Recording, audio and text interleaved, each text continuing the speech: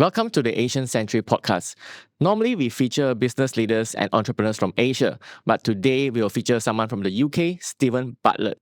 He has greatly impacted our podcast. So every time I see a clip or watch something else, I'll send it to Elton and say, hey, this is something I've learned. This is something we implement, and we have implemented a lot of things we've learned in our business, in our life, and the podcast as well. So the reason why we are doing this video is because he is coming to KL, and we'll share more details about this at the end of the podcast. So if you don't know yet, Stephen Bartlett is actually the host of one of the biggest podcasts in the world, The Diary of the CEO. He's also on BBC's Dragon's Den, where you see him rejecting or investing in companies and also giving advice as well.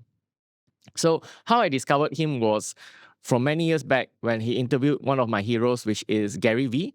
That time he had a fedora and he had a company called The Social Chain, and he interviewed him on the podcast. And I've been following his content for, I think, about 10 years. So in today's episode, I will share 10 things that I learned from the Diary of the CEO, Stephen, that I've applied to the podcast, to the business, and to life itself. The first lesson is attention to detail. All right. So when it comes to the podcast, you can see the Diary of the CEO when it comes to the thumbnails. All right. So we actually a flash. We have a tool called vidIQ, which shows us the different thumbnails that he used for his video, how many thumbnails he's changed. One particular video, I actually saw that he had 5 thumbnail changes for that video. So the attention to detail, right? And he learned this from his guests as well. So a lot of things he implements, he uses, he learns from his guests. He learned this from Mr. Beast, where thumbnails are super important. You can see the amount of work it goes into his clips, right? The amount of detail he puts into his clips, the amount of detail he puts into everything, to his set, to his technology. So there's one episode where he said there's a $200,000 secret technology. Actually, it's digital screens. So he invented this technology to actually, so he can have different studios in the same space. In his earlier episodes, he actually invented a button, right? A button underneath the table, where he said if he finds an interesting point, so this is for the editing team, if he finds an interesting point, actually press a button to actually bookmark that interesting point. And he specially invented a device to this. When the guest is saying something really, really interesting and they're opening up, or they're right in the middle of the emotion or whatever, the last thing I want to do is have to look down and go like that. It's distracting for them, it's distracting for me. We've devised another solution. Connect a trackpad underneath the table. So as I'm speaking, as you can see here, all I've got to do under the table is click this button and it will highlight the piece that I want to save. So we just need to glue this to the bottom of the table. And I've actually watched someone who worked for him called Grace Andrews, and she actually said, when I was at the Diary of a CEO, they test everything. They test everything now. So every thumbnail you see that's gone into YouTube has had every word, every color, every facial expression tested 10, 15, 20 times. So nothing's now left to chance, because our whole ethos is, wouldn't it be a shame if you created this incredible piece of content and because of the packaging, no one watched it? And the packaging is so critical and most people overlook it. So I really love the amount of detail that the Diary of CEO puts into it, whether it's the Behind the Diary podcast or the actual podcast itself. And I would one day want to do this amount of detail as well. Point number 2 is a point on experiment. So besides, attention to detail, of course, you have to experiment. So it experiments with different thumbnails, different hooks, and also different types of technology as well. This is a quote from Stephen: get your team to conduct fast, fearless experiments more often. When I think about the way we've failed, we've got a head of failure. Like a head of failure whose entire focus is to find as many ways we can fail to uncover the opportunity for success, because that's where it's hidden. And most people just aren't willing to give it a go. This also reminds me of a paraphrase quote from Jeff Bezos: if you don't fail enough, you're not making a lot of progress. So Jeff Bezos actually encourages his team to fail, right? So when you come to a certain size of company, you have to have experiments and you have to fail in those experiments to know what does not work. So number 3 is the compounding effect of content. So when it comes to content, it's not an overnight success. Our podcast, we have done over 140 episodes as of today. And same for Stephen as well. He has done many, many episodes since the beginning. In his video, there's a 90-day challenge. So he encourages people to post every single day for 90 days. I've done the same as well. I actually posted every single day for 6 months on LinkedIn and every single day video. This was back in 2018. So why is this important? Because the more you post content, the more feedback you get, right? So the more engagement you get or don't get. So there is a learning curve. Number one, you produce the content. Here's 3 steps. You produce the content, you pay attention to the engagement, and then you publish. So the more you do, the more it builds up, the more there's a compound effect. And then when you get to it, you actually improve and multiply that learning curve and also the effects over time. This might be the second most important point that I'm going to say in this video, is the minute you start getting consistent is when compounding returns begin. And compounding returns are the 8th wonder of the world. Every investor knows this. Every successful person knows this. When you do something consistently, compounding returns begin. And compounding on a graph looks slow and then it's fast. It's always like that. It begins slow and then it's fast. And just to give you one more push, let me share something with you that absolutely blew my mind. It blew my mind so much that I had to check 10 times that this was actually true. And it is true. You can do the math yourself. If you take 2 people and they both start with 1,000 followers each, and person A posts once a week and person B posts once a day, if we assume that every single post will grow their audience by 0.5%, in 10 years' time, how many followers do you think person A is going to have versus person B? The answer is person A, who posted weekly, will have a respectable 12,000 followers. Probably still in their day job because you can't do a ton with that. Person B, who posted once a day for the same period of time, will have over 1 million followers. They'll have 8,500% more followers in the same period of time. And the other magical thing that happens when you post frequently is you learn way faster than someone that's posting infrequently. In the analogy I gave, person B, who posts daily, learns 600% more than person A at the end of the 10 years. But, and this is a big but, this only happens if you follow the 3 Ps when you post, which is you produce, you publish, and then you pay attention. Every single post is data, and the information exists in the back end of every single platform. And that information tells you why people watched, what they clicked, when they stopped watching, what they said. All of that is information that can feed into your next post. So you have to produce, publish, and then pay attention and repeat that cycle. I guarantee you, every single person on this Forbes list, I guarantee they follow the 3 Ps. They produce, they publish, and then they pay attention. So much of the game is just increasing your level of consistency. Number 5 is reverse engineer. So one of the key features of the Dairy CEO podcast is he gets a lot of the guests to cry on the podcast, whether it's world leaders, whether it's celebrities, whether it's entrepreneurs. They really tear. The team plans moments where the guests want to laugh, whether they want to pause or go deep. They actually create the questions and curate the questions from those emotional moments. So it's very important and very interesting to me. And this is how we apply to the podcast. We start from the story. We start from the highlight, whether it's an interesting story, whether it's a scam or a big figure.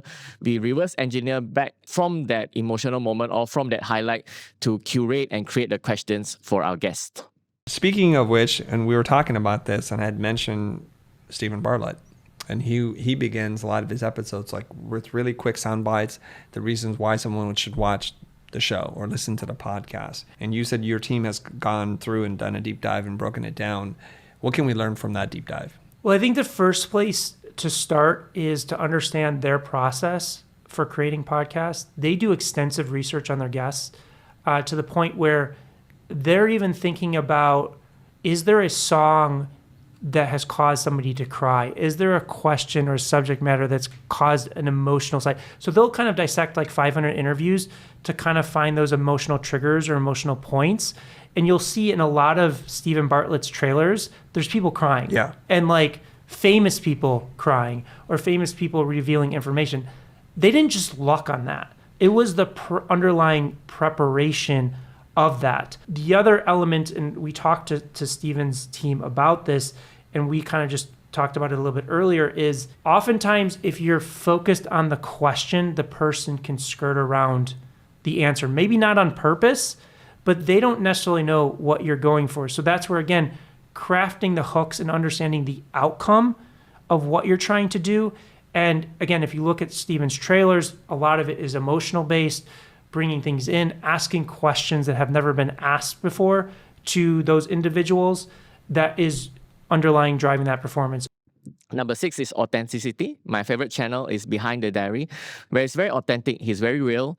He shares his personal struggles, and also he shares his authentic self of the entrepreneur behind the podcast, and also behind, Flight Studios and his flight group of companies. In one particular episode, he actually shared how hard he is working, that he was working, and there's a clip of him working till 1 a.m. And he actually missed an appointment with his fiancée, and he had to miss it because there's deadlines, and he went home from the office late at night at 1 a.m. It is 1 a.m. on Friday, as you can see here. And I'm just having a moment which I characterize as the reality of entrepreneurship. I am in the office. I've just been cleaning up a little bit.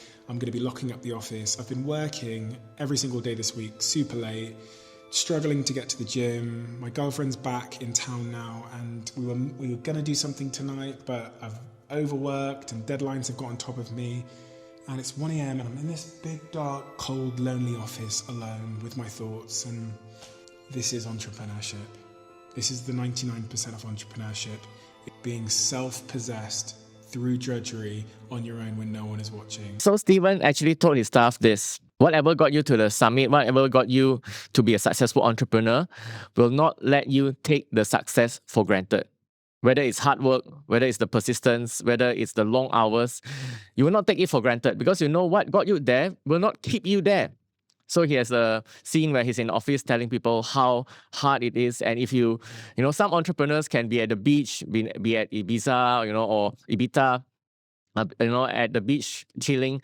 But I would say 90% of entrepreneurs or most entrepreneurs don't do that, because there's a risk of you losing the business if you do that. So what got you there will not let you take it for granted. And he shows this in the Behind the Diary podcast, the amount of work he puts into it, how he manages his relationships, and how he manages his personal life as well. Number 7 is relationships, and this is something I'm learning as well. So Steven actually revealed his fiancée in one of the episodes, and he revealed why they are together and the amount of work, and they actually live in separate parts of the world, the amount of work it takes to keep that relationship together and also to keep the love alive. So he actually says that he schedules time for his family and also for his partner as well. One of the things that I need to do, even though it doesn't sound romantic or sexy, is really schedule my relationship. If you don't schedule relationship, if you don't dedicate time to it literally in the calendar, it will become the residual beneficiary, which means it will get whatever's left over. And he says, when it comes to this, the partner is very important, because when things are down, when you go back home and things are not doing well, your partner is the most important thing in your life. Number 8, so this is one of my favorite points, is do things that don't scale. All right. So a lot of things that he does, whether he does research, whether when he tests his content, he's doing things that don't make sense when it comes to efficiency. So this is when your company can afford to do this. And he mentions the example of Airbnb founders. So when Airbnb started, what the founders did was they visited the hosts and they went and offered to take photos for these Airbnb hosts, these property owners themselves. So when you do things that you don't scale, whether it's some entrepreneurs I know, they take their own sales calls, they take their own customer service calls. It is not the most beneficial thing or the most efficient thing for the business owner or CEO to do. But when you do things that don't scale, I don't mean not being efficient, but when you do things like this, sometimes you actually learn, and you do things and you learn things that you won't normally learn when you actually do it efficiently. And this is really the point, because so many founders, they understand that they want to reach 1 billion people. They want to be the next Airbnb, the next Meta, the next Stripe. So they think that they have to behave like Stripe, Meta, and Airbnb behave now. They think they have to think in scale. And this is where they make the critical mistake, because all of those companies I just named, none of them at the start were thinking in terms of scale. Whenever you feel like something that is unscalable is going to stand in the way of your team or you figuring out the answer to a very important question, you have to come back to this phrase, which is do things that do not scale. So sometimes it's important to do things that don't scale. It's important to meet your staff members one by one and do things that are not the best interest of efficiency. But it actually contributes to your overall learning and also builds trust with your team and also your customers as well. Number 9, what I learned is that your talent in your company is your ceiling. So let me bring you a quote from Stephen. So Stephen said, the most important decision you will make as a business owner is picking the first 10 people. What I'm really saying is you want a cult-like commitment from your team members to specific values. The most important decision you will make when you launch a company is picking the first 10 people. Each of the first 10 represent 10% of your company culture, your values, your philosophy, and that core team's values and standards will spread like a virus. That initial team of 10 is a window into the culture that you will have when there are hundreds of you. Your first CFO, your first CMO, your first producer, your first PA, your first general manager, your first COO. These first 10 people will shape your teams. So what happens in your 11 staff, your 100 staff comes from these first 10 or 10 key people. And actually, he references the video from Steve Jobs where Steve Jobs says, hey, you hire A people and A people like to work with more A people, and that cascades. So Harry has been given the job as our head of happiness, and the reason why she stood out amongst 16,000 applications is because of this very, very simple framework, which all of you should think about every time you send a message or email to anybody that you want something from. On one axis, we have the medium, which is the channel you're using to contact them. And at the top, we have a high signal medium. So this is a channel that is rarely used, that is less noisy, more likely to be opened, more direct, and more emotionally disarming. So for example, sending a letter in the post is rarely used, it's less noisy, it's more likely to be opened because most important people still open their own post. It's incredibly direct and it's less emotionally disarming. A very, very noisy medium is just sending someone an email in the recruitment inbox. Signal is good, it's something that cuts through. But the opposite of that is something that is noise. And if you use a channel to contact somebody that is high noise, that means it's saturated, it's often filtered or ignored, it's full of noise, and it's easier to dismiss. And the problem most of you face is you're focusing on high noise channels. But the other axis you have to think about is the impact of the message. And I'm going to tell you through this framework, this RICE framework, how to write a high impact message. But the opposite of a high impact message is apathy, when people just don't care, when it's non-emotionally resonant. Harry sent a 7-minute personalized video, which was emotional, it was funny, explaining exactly why she was the perfect person for the role. So she was very, very high impact, but also she didn't send it through the typical recruitment inboxes. She didn't apply for the job through the proper channels. She emailed executives at the company privately on LinkedIn and in other ways. One of them saw it because it was high impact and they sent it to me. So Harry landed up here. A high impact message that was delivered through a high signal channel. The reason why so many of your messages get ignored is because they end up in the bottom left of this quadrant. You send them through noisy channels and you're sending generic, boring CVs. If you end up here with the messages you send, you will have a hard life. So every time you go to send someone a message, think about this framework and focus on channels that are high in signal and write messages that are high impact. So there's a diagram that Stephen includes. There's the bottom, which is noise, and the top, which is signal. The left side is apathy and the right side is message impact. When it comes to this, I remember a story from Tony Fernandez, how he got a job at Virgin. So Tony Fernandez, when he was young, he really wanted to work for Virgin. His idol was Richard Branson. So he went to interview at Virgin and he didn't get the job. On the way out of Virgin's office, he saw Richard Branson and he said, hi, Richard. And they actually talked and had coffee. And they talk about orangutans. And after the whole conversation, Richard asked him, hey, what you're doing, why you are here? And he said, hey, I'm applying for a job. And Richard said, okay, don't worry, I'll make some calls and I'll give you a job. So that's how Tony Fernandez got a job at Virgin. So how does this apply? Right? So the signal, the message impact. So you want to find a place where the signal is the strongest. So if you go on LinkedIn and message somebody's inbox, that's where a lot of noise is. So if you want to put out a huge signal, it's better you meet someone in person at an event, whether you send him that snail mail, that traditional mail, or you put out a hologram, you put out a bad signal. So you need to stand out in the noise. Message impact. You need to know what resonates with the person you're trying to impress. For example, when Tony Fernandez talked to Richard Branson, he already know, for some reason, he already know that Richard Branson was into orangutans. Stephen also has an example for this where he said he met someone on the street, someone stopped his car, someone congratulated him for reaching 1 million subscribers. So you stand out. You have a huge signal, you're stopping Stephen in the middle of the road, and then you're giving a message of big impact, right? You don't just say hi. You say, hey, congratulations. So you stand out. So how to get a job, he says, is you have to have a big impact, a big message impact, and also you have to have a high signal. So this one, the last one, is the power of asking. So this clip I actually sent to Elton before. Stephen actually collaborated with Penguin Books for his book, The Diary of a CEO book. So he actually showed the cover of the book, and he was not very happy with the alignment of the text of the cover of the book, which is a very small detail, but a very important detail because people judge the book by its cover. So what I've said to the team is, can you make this over 2 lines so it looks more symmetrical? Can you kind of get rid of this and maybe put it at the top here so it looks a bit more neat? And can you get rid of this penguin logo on the front of the book?